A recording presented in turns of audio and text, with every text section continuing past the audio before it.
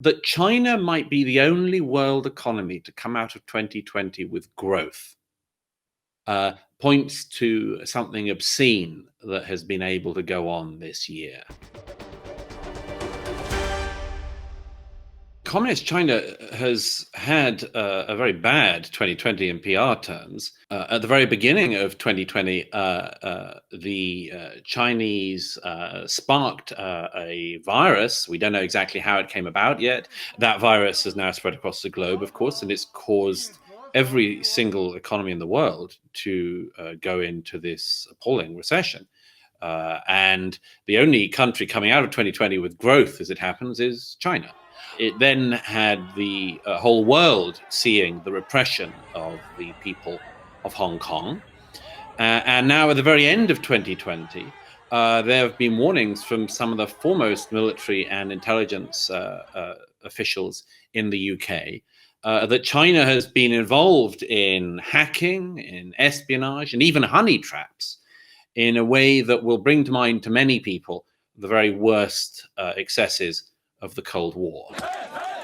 After the collapse of communism in Russia and Eastern Europe in 1989, 1990, it seemed to be the presumption of the Western powers, the Western democracies in particular, that China would sort of follow the same route in some way.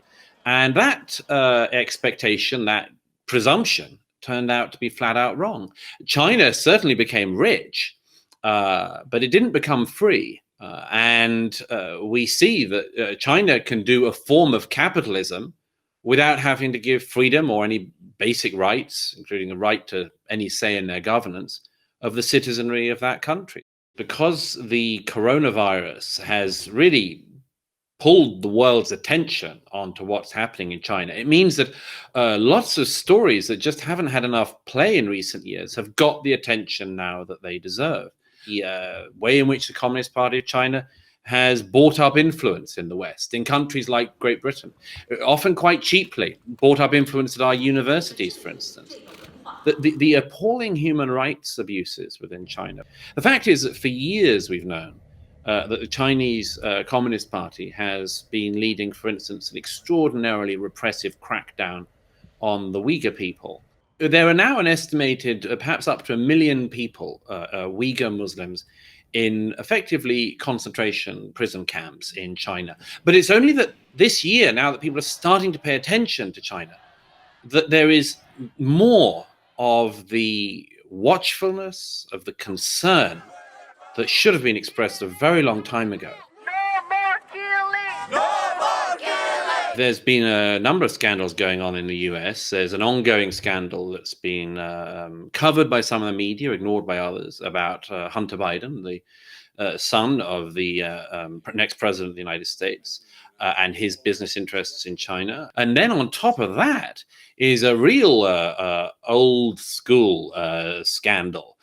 John le Carre, of course, the great writer of Cold War fiction, died this year. This is a story that sounds like it was made up by le Carre, but this week the American public have learned that one of their representatives, Representative Swalwell, Eric Swalwell, a Democrat, has been involved, it seems, in a sexual relationship with a woman who is believed to be a Chinese agent.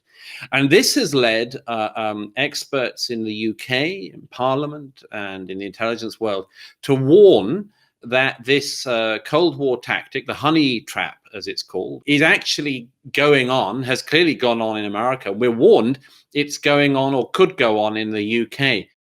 We had in Britain two very striking warnings this week. One from the head of GCHQ and one from General Sir Patrick Sanders, who is the commander of UK Strategic Command. He described China as a chronic threat to the UK.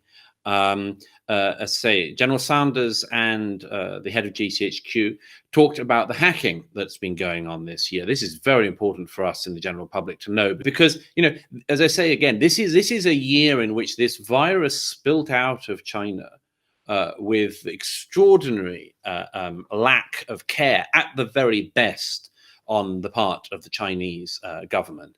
And here we discover that in countries like Britain, where our experts have been trying to find a solution to this pandemic, have been trying to find a way to inoculate us, the populations, against it, that during that time, Chinese agencies have been hacking into those efforts is an astonishing fact to have on the record. This country's had a fast learning curve on this. I think 2020 for the entire world will be a fast curve on this, a learning curve.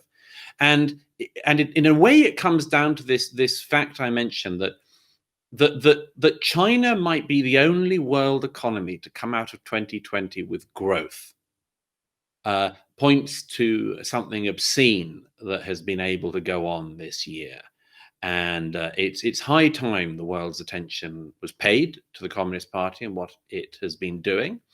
And 2020, I think, will be seen by historians as being an absolutely pivotal year in waking the world up from the naivety and the slumber that it was in.